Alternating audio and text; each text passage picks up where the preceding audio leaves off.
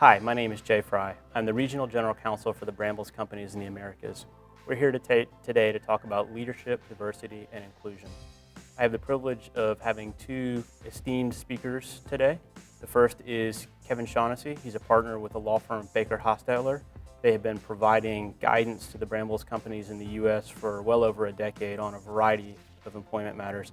I also have the privilege of introducing Dr. John Teedstrom of Teedstrom & Associates. Giving a full introduction to John would take more time than we have today. John has served as an advisor to President Clinton in the White House on a variety of matters relating to Russia and the Ukraine. He has founded and headed NGOs who have worked to fight the global AIDS epidemic.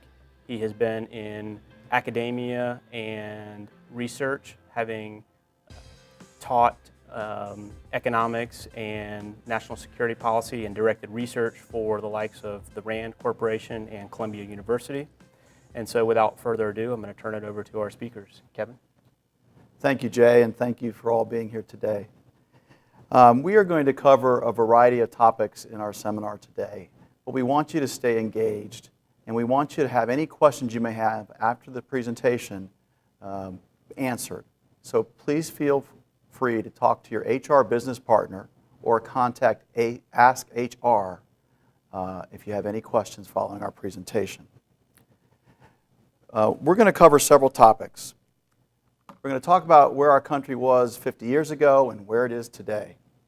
We're also going to talk about the costs of discrimination and harassment in the workplace and how it can greatly impact your employees and the company. We're going to talk about the applicable laws and Brambles Code, which is far more protective of employees in the workplace than the applicable laws are. And then I'm going to turn it over to John, who I've had the pleasure of working with now in preparing this presentation and on other matters for the company. And John's going to talk about LGBTQ issues in the workplace.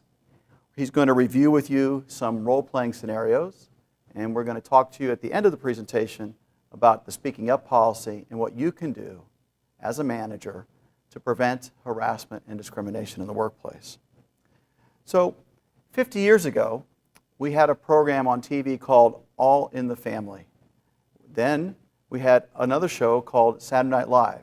They talked about very interesting topics, and they said things in those days that couldn't be said in the workplace today.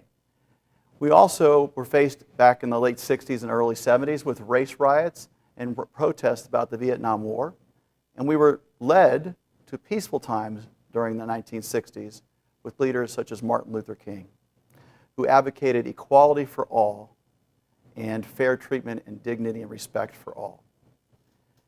Today, Modern Family is the #1 TV show, and it includes a family that is mixed races, mixed ages, and a gay marriage where they adopted a minority child. We have problems in the society with riots. Black Lives Matter is an active movement. And North Carolina recently lost the NBA All-Star game because it refused to allow people to choose which bathrooms they can attend. Personally, for me, I'm from Orlando, Florida. Our community suffered through the worst individual massacre in the history of the United States when someone attacked a gay nightclub and killed 49 individuals. That was a disaster for our community, but it has brought us together to respect and to dignify all members of our community, particularly the gay and lesbian community. So, what are the costs of harassment and discrimination? Well, they're significant, and they're far more significant than monetary concerns.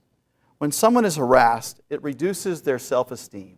When they're discriminated against, they have low personal confidence, and they start doing things in the workplace because they're no longer happy.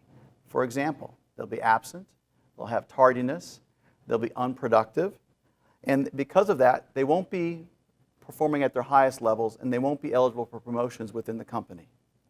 On the company side, when people are harassed or discriminated against, people observe it, and there's low morale, there's low productivity, and significantly, there's a lack of trust in management. And when you lose that trust in a company's management, the company will not succeed.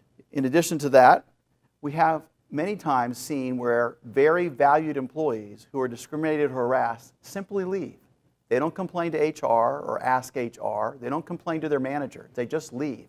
And we lose that talent. They have to go to somewhere else, and we have to replace that person and incur all the costs of filling a position. And we all know how expensive turnover can be to an organization. I mentioned earlier there's a loss of productivity. The team is no longer cohesive, and we have a higher rate of absenteeism. The company will also experience embarrassing publicity. It risks the loss of their vendors, of their business partners who do not want to be associated with a company that allows discrimination in the workplace, regardless of the basis of discrimination. And finally, lawyers are expensive. Experts are expensive. And that's an exorbitant cost that the company does not budget for and can have a drastic impact on the company's successful financial performance. I want to talk briefly about the areas of law that apply to Brambles operations in the United States.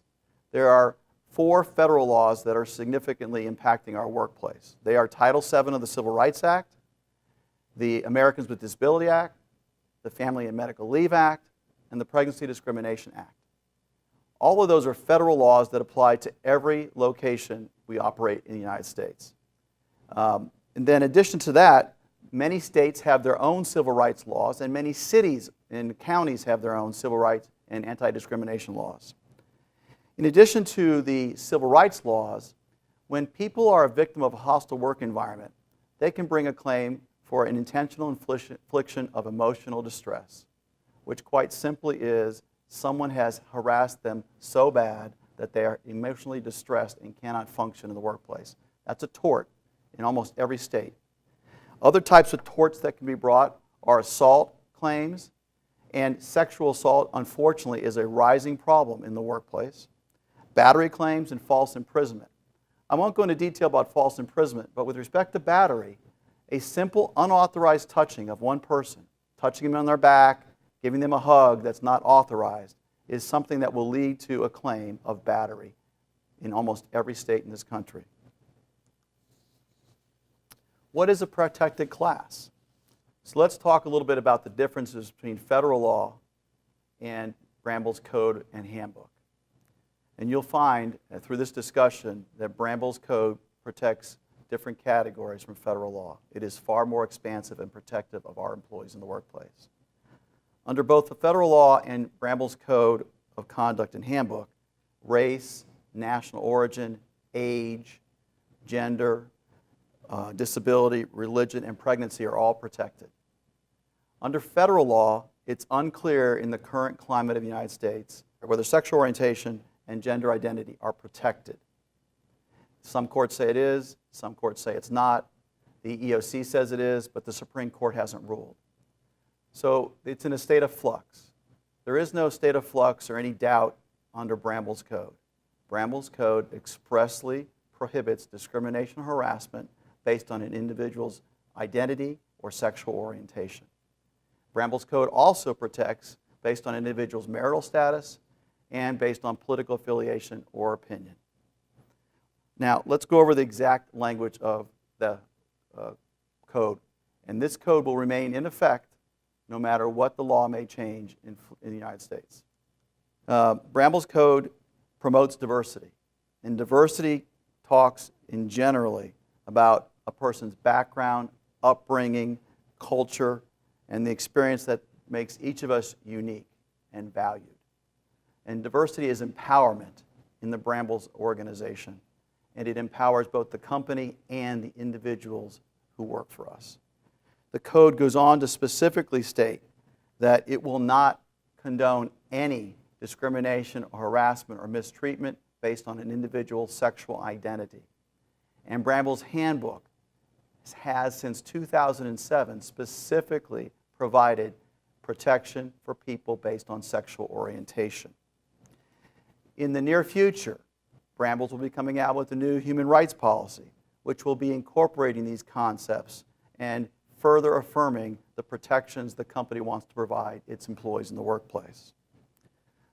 In order to really create a great environment, you need to understand what is harassment. So I'm going to talk a little bit about harassment now.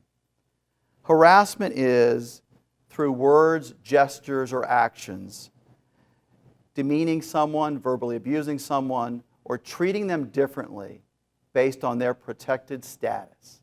In other words, based on their age, their race, whether they're gay or lesbian, whether they're Jewish or Catholic or Muslim. Let me give you an example. Lawyers are not a protected status. So you can make all the negative comments and all the funny jokes you want about lawyers in the workplace or just lawyers generally, and there can be no lawsuit or claim against the company. If you make a joke about Irish lawyers, however, then you are making a joke about someone's national origin, and the Irish status would be protected, and it could lead to a lawsuit or a claim of discrimination. One important aspect of harassment in the workplace is it doesn't require intent. It just requires an action that is offensive. And you don't have to intend to offend somebody. Let me give you a joke. A straight man and a gay man are in a break room and they're telling gay jokes. To neither one of them is that type of joking around in the workplace offensive or demeaning. But to someone that walks by the break room and hears it, whether they're gay or straight, they could find it to be very offensive and very harassing. The men in the break room didn't intend to harass anyone, but they did harass someone. And that can create liability for the company, and it can create all those harms I talked about earlier to the individual hearing that type of comment in the workplace. I also want to talk a little bit about what is not harassment. Harassment is not having a supervisor give you additional work hours or overtime. Harassment is not changing a shift to meet a customer's business needs. Harassment is not having different groups of people work together on a project who have never worked together before because that's what the client or the customer needs. Harassment has to be focused on the individual's protected status. Probably the most prominent form of harassment in the workplace is sexual harassment, and I want to talk a little bit about that. Sexual harassment is any form of harassment or discrimination that's based on someone's sex or gender. It's a sexual type comment that makes someone uncomfortable or feeling unwelcome in the workplace. There are oftentimes relationships in the workplace that are voluntary, but even those relationships can give rise to harassment in the workplace, and we need to be very careful and avoid those situations. There are two types of harassment that we see in the workplace. One is called quid pro quo harassment, which is legal for you scratch my back and I'll scratch your back. For example, a boss might say to a subordinate, if you want the promotion, please go to bed with me, or please have dinner with me. Or if you don't have sex with me, I'm going to demote you or take the biggest account away from you. That type of action, seeking a favor in exchange for a sexual favor, is forbidden under federal law and Brambles policy. The other type that's far more prevalent is something called hostile work environment. That is just an environment that is so overwhelmingly unwelcome that people have difficulty functioning in the workplace. It has to be pervasive and severe, but it can be in many forms. There can be visual forms of harassment, physical harassment, and verbal conduct can also lead to harassment. And I'm going to give you some examples of those. Physical is pretty obvious. It's touching. It's an unauthorized touching. It's rubbing up against someone's private parts or touching them in their sexual areas. It can also be a physical or sexual assault, and it can also be bullying. We see, unfortunately, in many workplaces, bullying of gays and lesbians, bullying of Muslims, bullying of people of older age or of disabilities. And those are types of conduct that amount to harassment in the workplace. And if it's based on someone's gender, it becomes sexual harassment. Another type of harassment is verbal and nonverbal, as I mentioned. These can be threats. They can be dirty, gross, lewd jokes. They can be racial slurs, racial epithets. Or it could be referring to someone in an affectionate, seemingly affectionate term, but it's really degrading, like calling a woman baby or honey or doll. Or calling a woman by a nickname when you call all the men on the team by their first name. In other words, you're treating her differently. And that nickname doesn't even have to be derogatory. It's just treating her differently. Staring at someone for long periods of time, leering at someone, stalking them in the workplace or after hours. Those are all other forms of verbal and nonverbal harassment. Also, offensive clothing, like a do-rag with the Confederate flag, can be a type of harassment. And tattoos in the workplace can be very harassing. If someone has an offensive tattoo, that could be anti-black or anti-Muslim or some type of a tattoo that's offensive, we're going to ask our employees to cover up that tattoo with either long sleeves, long pants, or tape or something else so that the offensive tattoo does not disrupt the workplace. I mentioned hostile work environment. There's 3 elements to it. One is that the victim of the harassment needs to believe that he or she is being harassed. The second is that a reasonable person would consider that type of conduct to be harassing. And the third, it has to be pervasive or severe. So, one joke in the workplace or a joke every 3 or 4 months, that might not create a hostile work environment because it's not frequent, it's not severe, it's not pervasive. On the other hand, a sexual assault or fondling someone in the workplace is such a severe, egregious type of conduct that could, in and of itself, create a hostile work environment, just one incident of that occurring. I have 2 more things to discuss with you, and this has to do with who can be a victim and who can be a harasser. And there's a common misperception that only women can be a victim of sexual harassment. That's just not true. Sexual harassment is all about power. It's about using your power to influence someone in a negative way. And obviously, managers and supervisors have power over subordinates. And if you have a female supervisor or manager or executive, she can harass her subordinates sexually. And so both men and women can be harassers and victims of harassment. Similarly, you can harass someone because of their race or national origin, or you can be a victim of harassment because of your race or national origin. You can harass someone because they're religious or because they're not religious, because they carry a Bible to work or because they carry other religious material and talk about evangelizing the workplace. That can be harassing. We see a lot of gay versus straight harassment in the workplace and straight versus gay harassment. And we also see same-sex, where 2 women one woman is being harassed by another woman, and they don't have to be lesbians. It can just be they're being harassed differently because they're women. Age harassment takes place in the workplace all the time. And there's also what's called target versus bystander harassment. Target is when you intend to harass someone. Bystander is what I talked about earlier, where you don't intend to harass someone, but your actions create a harassing or unwelcome working environment. And finally, there's coworker and third-party harassment. Coworker speaks for itself. But third-party harassment is when somebody outside of our organization harasses one of our employees when he or she is doing work for Brambles. And those third parties could be vendors, they could be clients, they could be any other persons that interact with our employees during working hours or during functions held outside working hours that involve a corporate activity. So a lot of people think that individuals who harass other people are stupid or they're ignorant. That may be true in some cases, but I've seen brilliant CEOs with Harvard MBAs sexually harass people in the workplace. I've seen PhDs and very sophisticated CFOs harass people in the workplace. The point is, anyone of any intelligence level can be an harasser. And I'm going to show you a video now. While funny, at the same time it illustrates that an intelligent person can make mistakes. And after we view this video, I'm going to make one comment. I'm going to turn it over to John. Human Resources Department. Human Resources Department. Human Resources Department. Come in. Hello. Dr. Cooper, have a seat. Thank you.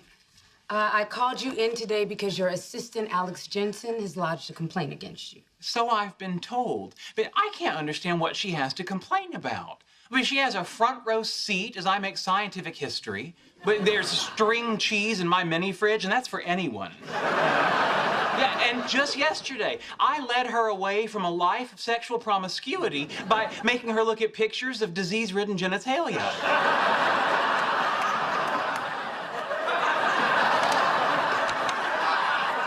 Cancel my next appointment. This is gonna take a while. Dr. Cooper, you said things to your employee that you just cannot say in the workplace. Like what? Well, according to Miss Jensen, you said that she was a slave to her biological urges and called her an egg salad sandwich. I don't even know what that means, but I'm gonna go ahead and tell you you can't say it. Oh, I see the confusion here. No, Alex thought I was singling her out. No, I meant that all women are slaves to their biological urges, you know? Yeah, even you. You're a slave.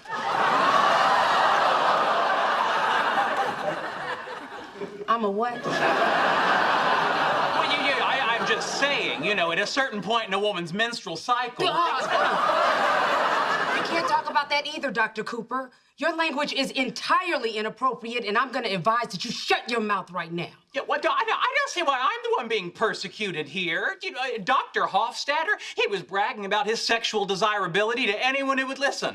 You know, and Howard Wolowitz, he spent 2 years using university resources building a 6-breasted sex robot. Yeah, and at the office Christmas party, I heard Rajesh Kuthrapali refer to you several times as brown sugar.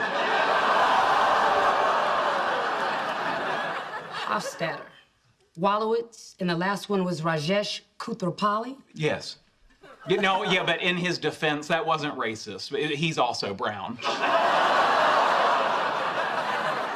So today is about avoiding all the errors Sheldon made in that conversation with the HR person. Today is all about taking our environment to a higher level, to creating a positive and productive working environment where diversity is embraced by all employees.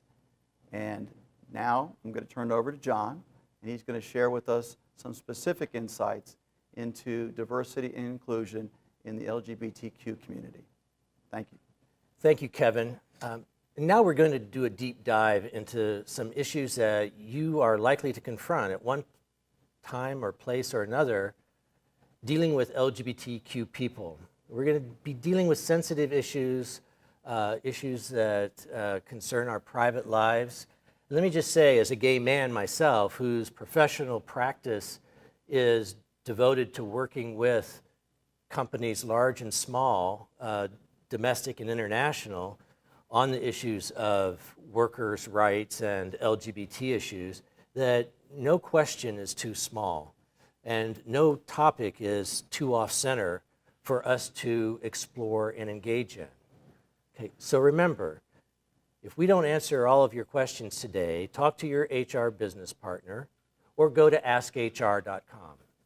We're going to learn a number of things today, including some of the many facets of identity. It's not just race or religion or gender, it's a number of things, and it can even include where were you born? What hockey team do you support? We're also going to learn, what do all these letters, LGBTQ, Q, I, A, T, what do they mean in real life, and how do people identify with them? We'll talk a little bit about discrimination, bias, and harassment, how to recognize it when it's happening, what are some of the red flags to look for, and what you as managers can do when that happens. And managing, in particular, the tricky world of microaggressions and unconscious bias, which are really some of the most challenging issues for people managers today.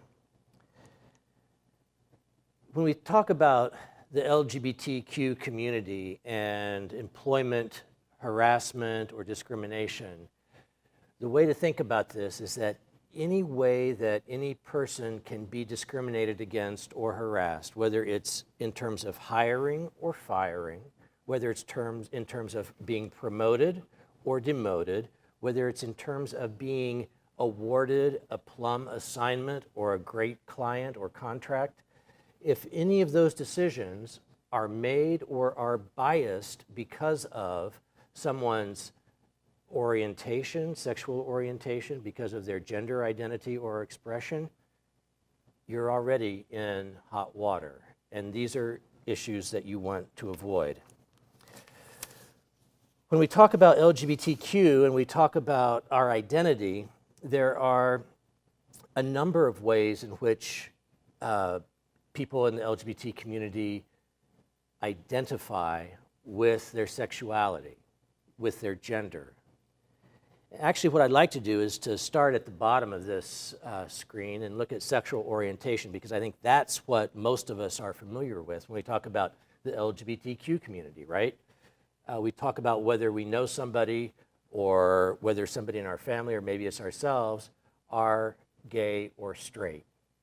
And on the scale of sexual orientation, we can be on the far left-hand side, your right-hand side, 100% heterosexual.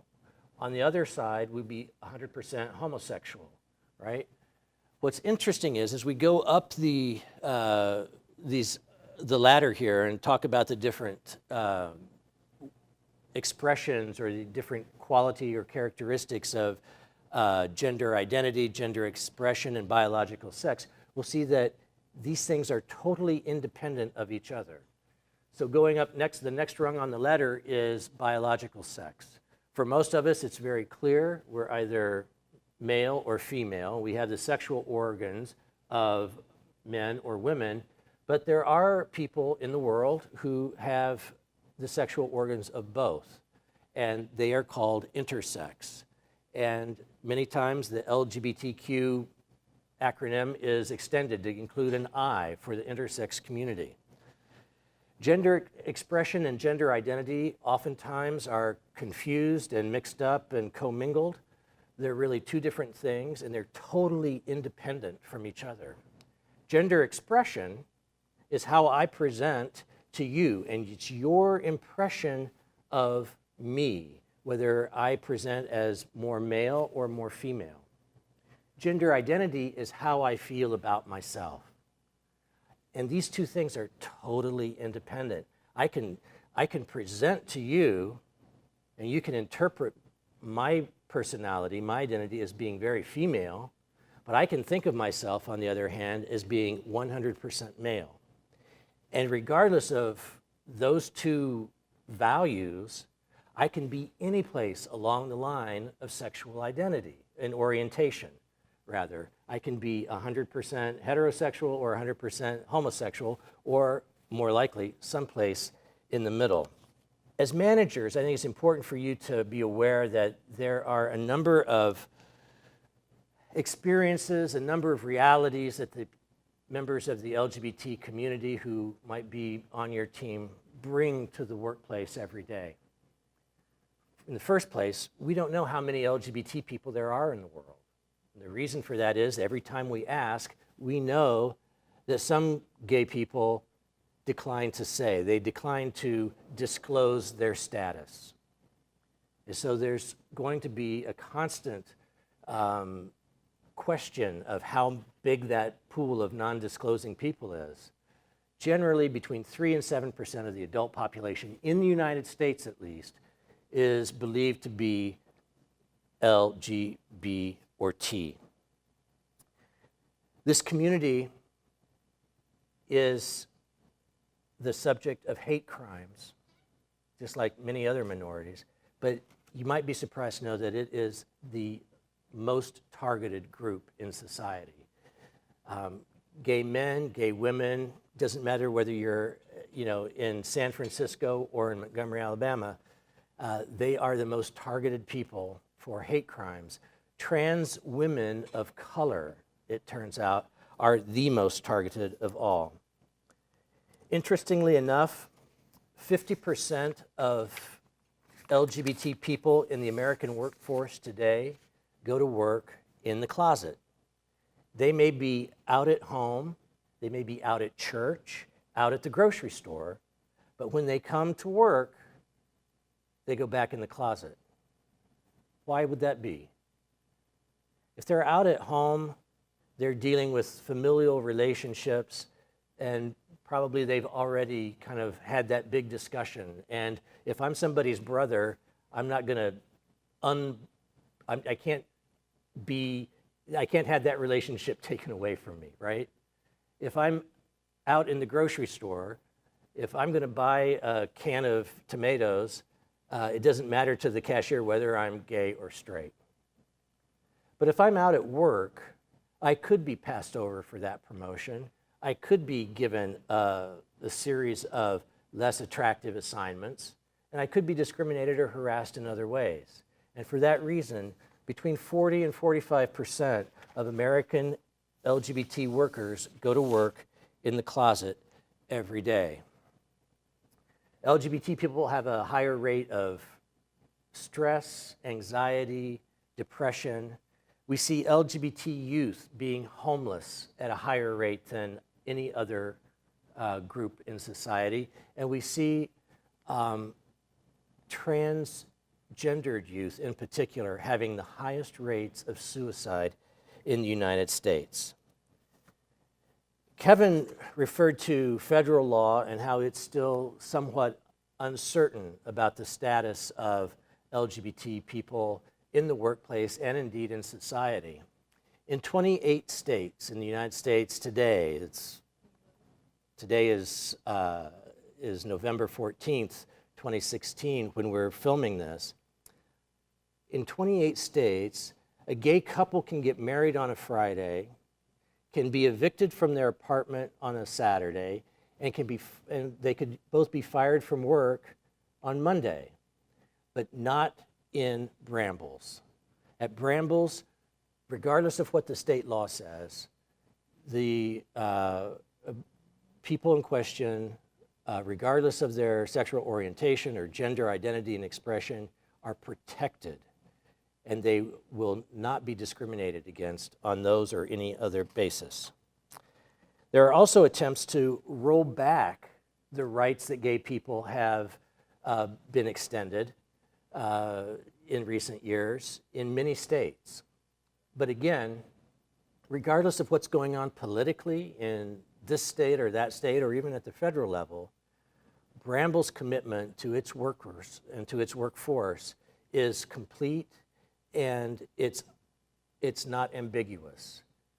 LGBT people are not discriminated against, and they are not harassed at Brambles.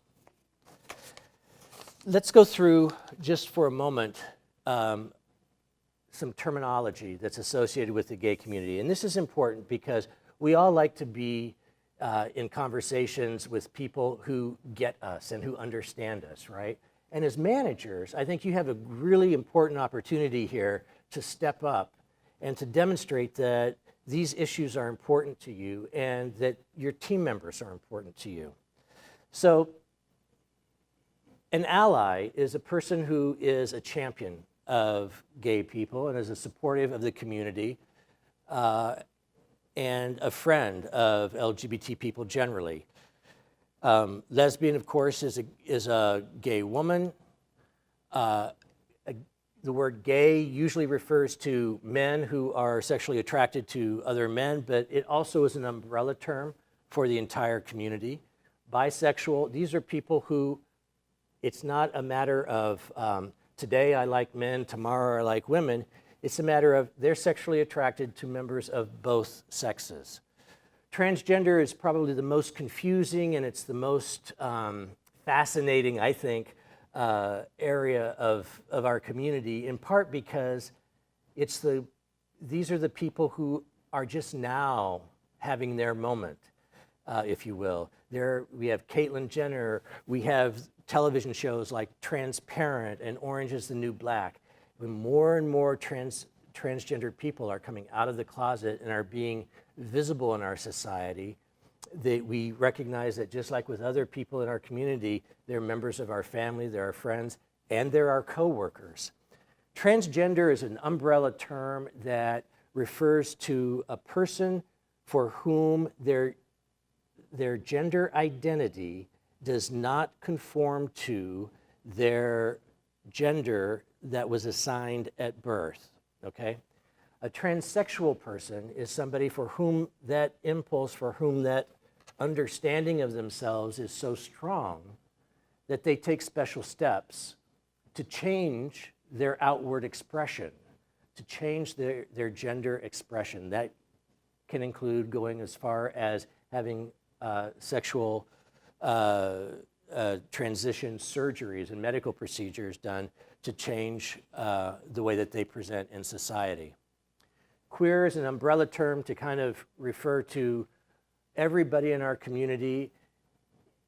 It's a term that is fraught with politics, and it's a term whose meaning and acceptability is still evolving, and I wouldn't use it at all if I were you. Here are some, we talked about intersex, asexual is pretty self-explanatory. FTM and MTF refer to people in the transgender category. Sexual orientation we discussed, as we did with sexual identity. Transition is the process of changing from one gender to another. Microaggressions, a very important part of our conversation today. Microaggressions are everyday slights or slurs or abuses that people, even well-intending people, make on a daily basis. It's not an intended or a strategic slight or a means of harassment or discrimination. It's very common in the workplace, and it's one that as managers, you need to have your antenna tuned into, not only for other people, but for yourself, because we're all human, we all make mistakes, and we need to be watching this, and we need to be modeling the behavior that we expect in others. So as we go through the little exercise with microaggressions, I want to ask you to remember to always think about yourself and always think about other people and their communications and behavior toward each other. And be aware of whether or not you see microaggressions taking place. And we'll talk about how to deal with it in just a few minutes. So here we're going to have some examples of microaggressions. When somebody says, hey, dude, we're all equal. When I look at you, I don't see color. If I were to say that to an African-American person, what might that person think? Some people might think, hey, John's got it, he's cool, he's dealt with any racism that he might have had, and he's a good guy. Other people might think, what, are you kidding? You know, I have a history, I have a heritage, I have a culture, and if you don't see my color and you don't acknowledge the fact that I'm different than you, you're denying my whole existence. If I use the word he or men to refer to an entire group of people, or to, for example, if I refer to he or a man in reference to executives at a company, assuming that those executives are going to be male, I'm committing a microaggression, and women, when they hear that, could believe that I don't take them seriously. I don't even believe that they're relevant, right? I'm not homophobic. I have some gay friends. Well, the truth is that most gay people are homophobic to a degree. And homophobia is something that everybody deals with to one degree or another. It's not bad to be homophobic. It's bad to be homophobic and not be aware of it and not to try to counteract it. If we were to have a meeting like this and there wasn't a gay person at least watching over us, if not giving this presentation, that would be a microaggression. That'd be a very big microaggression. And people in the LGBT community could say very legitimately that our issues are so unimportant that you couldn't even take the step to have a gay person do the presentation. Asking a lesbian, so who's the man in your relationship or who's the husband in your relationship, is a surefire way of getting a negative response and a surefire way of signaling that only relationships with men in them have relevance or are valid. Asking a trans person, what's your real name, is both a way of signaling that that person's identity has zero value to you. Let's talk about microaggressions in situation, okay? We've got 3 different scenarios that we've worked up for you, and we'd like for you, as you're taking this training, to follow along and to read along with me what's going on in these different scenarios, and then we'll talk about them each in order. So the first scenario is called Maria Explains, and you've got a situation here that is really not uncommon, in which you've got 2 employees who care about and want to be supportive of a 3rd employee, Maria. And Maria is a transgender woman, and she's transitioning. She's in the middle of her transition, and her 2 friendly coworkers, Rachel and Patty, want to take the opportunity of a holiday party to introduce her to a potential love interest. They want to hook her up, basically. And Rachel and Patty make an assumption about Maria's sexual orientation, right? And in doing so, they introduce her to someone who happens to be a male, and it puts Maria in a very awkward situation. If you go back to the ladder of orientation and gender identities that we talked about, and remember that sexual orientation is independent from gender identity, and gender identity is independent from gender expression, we know that Rachel and Patty made a big assumption that happened to be wrong, and it's easy to see how that assumption is wrong. So Maria now has to explain to her that, hey, yeah, I'm transitioning from male to female, and I still like women, so I'm going to be a lesbian. And that's who I am in terms of my gender identity, my gender expression, and my sexual orientation. So as a manager, I think that this scenario is emblematic of the type of scenario in which you'll have well-meaning colleagues and coworkers making a faux pas. And one thing that I'd just like to stress here is that we are all human. We're all in this together. We're all going to make mistakes. And one mistake like this is not going to get anybody in trouble.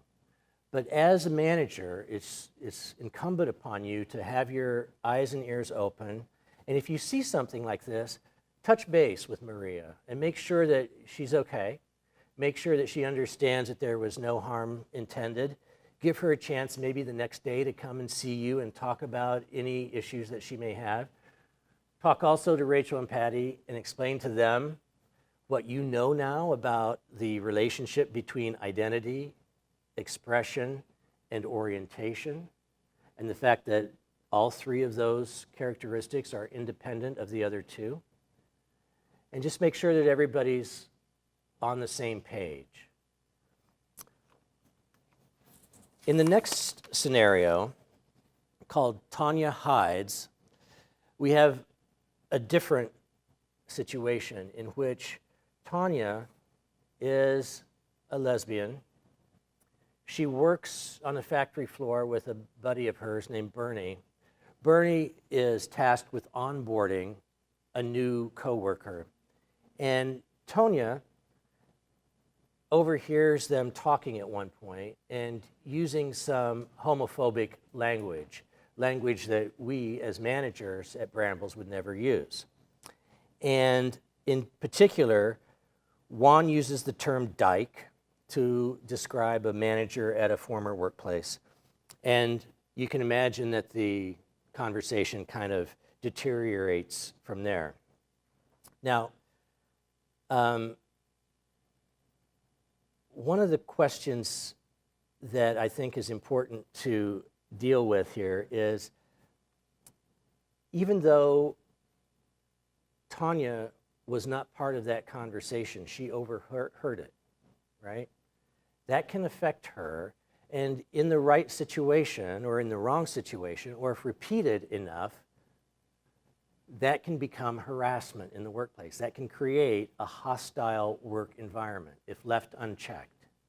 So as a manager, regardless of what Bernie and Juan were doing and what they intended and whether they intended their conversation to be private or not, you need to educate them and help them understand that, hey, within earshot, there are people for whom that may be very uncomfortable and very painful language, and you shouldn't do it.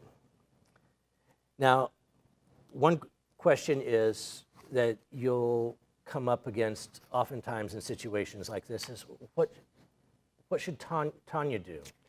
Should she come out to Bernie and Juan and say, hey guys, I'm gay, I'm a lesbian, and I don't approve of that kind of language? The answer is, it's totally up to Tanya.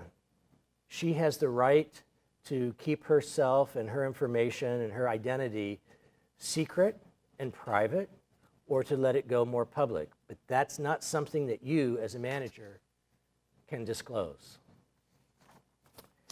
In our last scenario, entitled Anna Learns,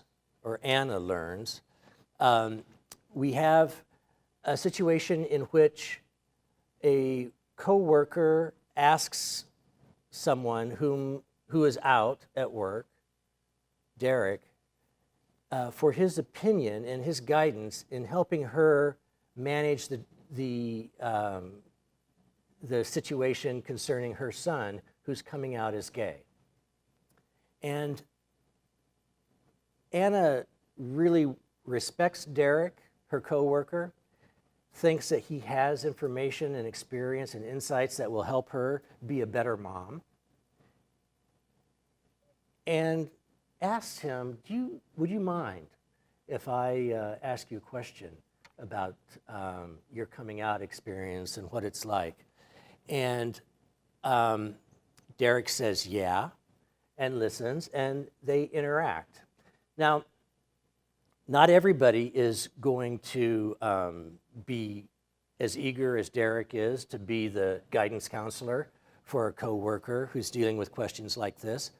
But, and you as managers may find it safest not to encourage or not to participate in these types of conversations.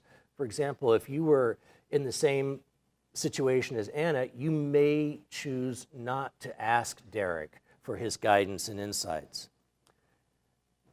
And that may be a very safe path to take because you don't want to risk offending somebody in Derek's position or putting him on the spot, especially if you are Derek's manager, right? But by and large, gay people don't want to be isolated. We want to be dealt with respect, and we want to be dealt with as if we're full members of society, which we should and be and which we are.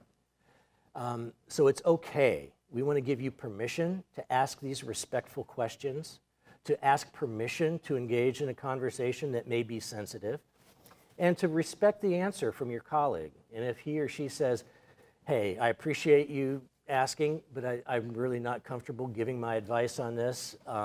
Here's a hotline number or here's a website that you can go to. Please respect that as well. With that, I'd like to turn it back over to Jay to talk about abusive behaviors in the workplace and how to eliminate them. Thank you. At Brambles, we're committed to eliminating abusive behavior, whether microaggressions or otherwise. As people leaders, we need you to lead by example. Remember that harassment is best viewed through the eyes of others, and we all have room to improve.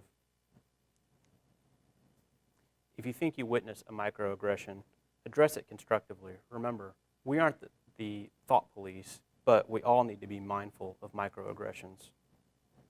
Lastly, report all instances of suspected harassment or discrimination in the workplace. Your role as an ally is essential. You need to stand up for and recognize the rights and equality of your LGBTQ colleagues. After all, if you face harassment, won't you want them to stand up for you? As you are learning about the Brambles Code of Conduct, you'll see that it includes a speak up policy. You can report concerns to legal, Human Resources, or directly to the Speak Up policy. Those concerns can also be reported anonymously.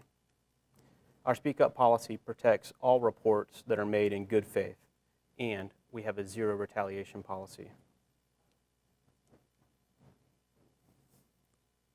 So what can you do to prevent harassment?